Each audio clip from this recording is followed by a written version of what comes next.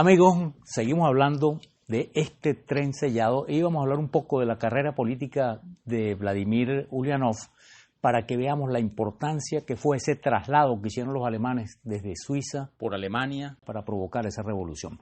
Quedamos en que él se fue a vivir a San Petersburgo, estamos hablando ahorita del año 1893, y él comienza ahí a ejercer como abogado, pero principalmente se ocupaba de defender a obreros y a estudiantes, y eso no le producía mucho dinero, pero se empieza a mezclar muchísimo en política y a hacer panfletos y organizarlo, ya que él pensaba, a diferencia de su hermano, de que esa revolución se iba a lograr no con terrorismo, sino con organización.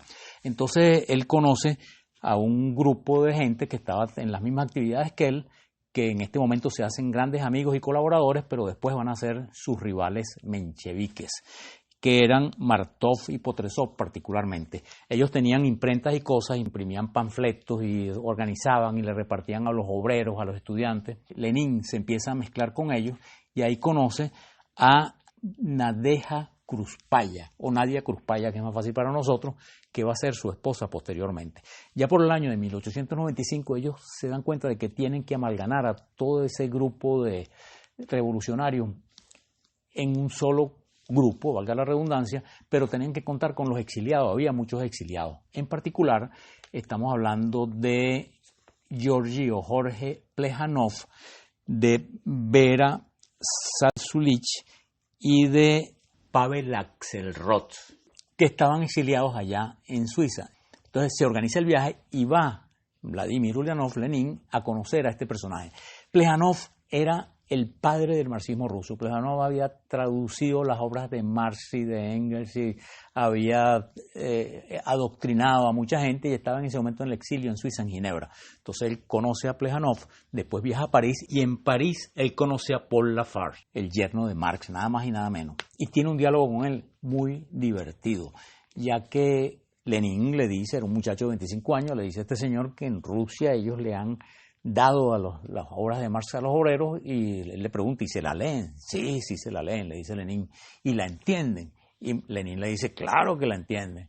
Entonces este hombre casi que se ríe y le dice, mira, aquí tengo 20 años tratando de que la gente entienda a Marx y nadie lo entiende. Pero en total, pues él después de Suiza pasa por Francia, Alemania, por otros países y regresa hecho un personaje que ya conocía a los principales marxistas, tanto rusos en el exilio como de sus propios países, y llega cargado de papeles y documentos.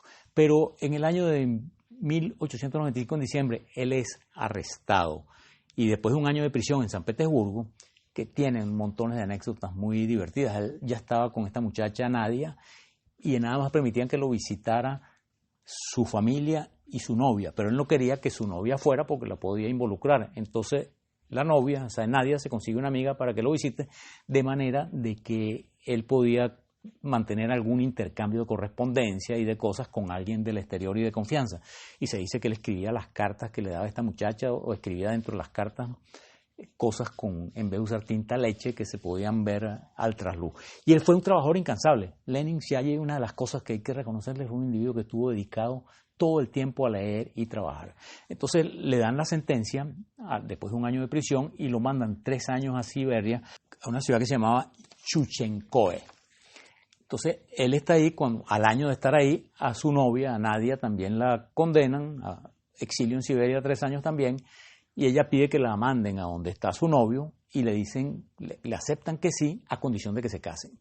Entonces llega Nadia con la mamá, vamos a decir la suegra de Lenin o la futura suegra, ellos se casan y esa señora vivió con ellos casi toda su vida. Para donde ellos iban, venía la suegra atrás.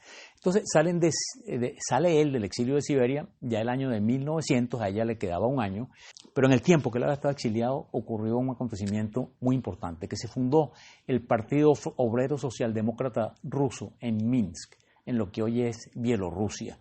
Aunque faltaron los líderes más importantes como Plejanov, Lenin, Martov, un grupo de 9 socialistas de diferentes sitios fundan el partido, después a poco tiempo los apresan a todos, pero se creó el precedente de que existía un partido y tuvo afiliados que también muchos de ellos fueron detenidos. Entonces ellos quieren una vez más generar una forma de difusión de sus ideas socialistas y quieren fundar un periódico y quieren el apoyo de este señor Plejanov que estaba en Suiza, el que ya había conocido Lenin. Entonces, él se va a Suiza con Martov y con Potresov y se reúnen allá con Plejánov, Axelrod y Vera Zasulich.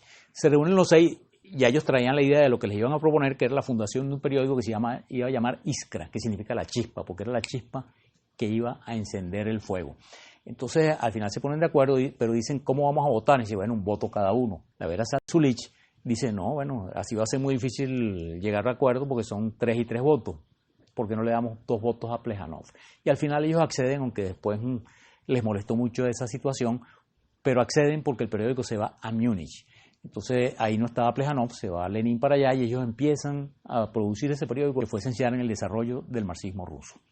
Entonces comienzan a editar el periódico en Múnich y a meterlo clandestinamente a Rusia. Por esa época llega Nadia, que sale libre, y poco después, por supuesto, llega la suegra y viven ahí en Múnich. Pero ya en el año de 1902 se les complica la cosa y tienen que irse a Inglaterra a seguir haciendo el periódico allá porque las autoridades alemanas ya los empiezan a acosar por instancias del gobierno ruso. Y se sigue produciendo en Inglaterra. Pero entonces se decide hacer un segundo congreso de ese Partido Obrero Socialdemócrata Ruso en Bruselas. Entonces se reúnen en Bruselas, pero a los pocos días de estar reunidos también los acosa la policía y se van a Londres. Y ahí ocurre la escisión de ese partido entre bolcheviques y mencheviques. Lenin como líder de los bolcheviques, que significa mayoría, y Martov como líder de los mencheviques, que significa minoría. Y la discusión, Lenin decía que para pertenecer al partido uno tenía que estar en una línea de mando y tener cosas que hacer que le mandaban sus superiores y reportarle a alguien. Y Martov era un poco más liberal, que no había que estar inscrito, que simplemente con que colaboraras, pero Lenin quería gente comprometida que luchara y que fuera, como decimos ahora, patria o muerte con el partido. Entonces ahí tienen una votación, pero empieza la gran diferencia entre ellos, que va a durar toda la vida. Y ahí es donde Lenin se autocalifica a él y a su grupo de bolcheviques, que significa la mayoría, y al grupo de Martov en mencheviques. Pero esa historia tiene muchos hitos. Ellos se unen varias veces después de la revolución de 1905, cuando ocurre el Domingo Sangriento, que hemos hablado de ella en otras ocasiones, que acribillan a un gentío en frente del Palacio de Invierno. Se unen en 1906, pero Lenin nunca dejó de trabajar, siempre organizando grupos y cosas, y tenía células en todas partes, en los estudiantes, en los obreros, en los sindicatos, en los artistas, en los intelectuales. Entonces ellos se unen y se separan. Pero ya en 1910 hay el segundo Congreso Internacional, que es en Copenhague, al que asisten 887 delegados, pero solamente 20 rusos. En privado se discute y pelea permanentemente con los otros delegados rusos. Y ahí él se da cuenta que, como decimos coloquialmente, que él no va para el baile ni con Martov ni con Plejánov. Y en Praga, en 1912, podemos decir que ya se acaba esa unión de todos teórica en ese partido obrero socialdemócrata ruso. Y Lenin toma las riendas de una porción y es intransigente, y ahí sí todo el mundo tenía que seguir una línea de mando. Pero él era una persona que había ido y había vivido, en ese momento él vivía en París, había vivido en muchas partes de Europa, en Finlandia, en Polonia, en Alemania, conocía a mucha gente y era todo un personaje. Y llegamos al año de 1914, que se declara la Primera Guerra. Él está en un sitio que pertenecía al Imperio Austrohúngaro, que se llamaba Poronín. Y a los pocos días de que empieza la guerra, él es apresado por las autoridades austríacas. Pero bueno, mucha gente intercede por él porque dicen todo lo contrario. Este señor más bien está, lo que quiere es tumbar al zar. Entonces lo dejan libre. Y él termina mudándose a Suiza. Él sigue participando en diferentes conferencias, pero él deja clarísimo que él está en contra de la guerra. Él decía que los proletarios se tenían que alzar, que esa era una guerra burguesa capitalista, que los proletarios tenían que hacer las paces inmediatamente, hacer que los ricos pagaran la guerra y tumbar a esos gobiernos y hacer gobiernos proletarios en todas partes. Y eso él lo repite a donde va y en diferentes manifiestos. Y todo el mundo sabe que él es un opositor furibundo de esa Primera Guerra Mundial. Y como sabemos, la Primera Guerra Mundial en el frente occidental, en Francia, Inglaterra, etcétera, se convierte en una guerra de trincheras, y en el frente oriental al principio hay batallas, hay cosas que son parejas, pero después los rusos están en la peor situación, recibiendo derrotas de parte de los alemanes, y el pueblo está hambriado, los soldados están en las condiciones más precarias, que muchos hasta ni zapatos tenían y desertaban y cosas, y ocurre lo que se llamó la Revolución de Febrero.